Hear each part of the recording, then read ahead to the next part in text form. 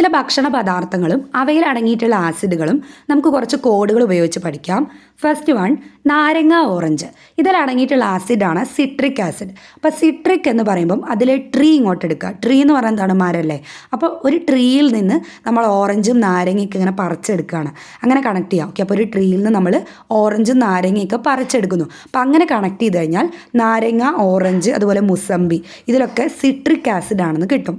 അടുത്തതാണ് പുളിമുന്തിരി.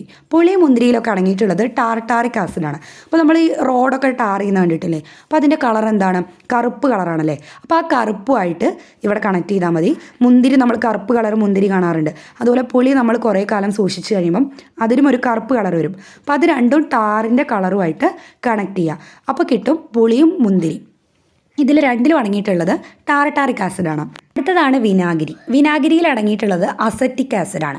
അപ്പോൾ അസറ്റിക് എന്ന് പറയുമ്പോൾ അതിൽ സെറ്റ് ആവുക എന്നാലോചിക്കുക. അപ്പോൾ നമ്മൾ അച്ചാറൊക്കെ ഉണ്ടാക്കുമ്പോൾ ലാസ്റ്റ് വിനാഗിരി ഒഴിക്കില്ലേ? അപ്പോൾ എന്തിനാണ് നമ്മൾ ലാസ്റ്റ് വിനാഗിരി ഒഴിക്കുന്നത്?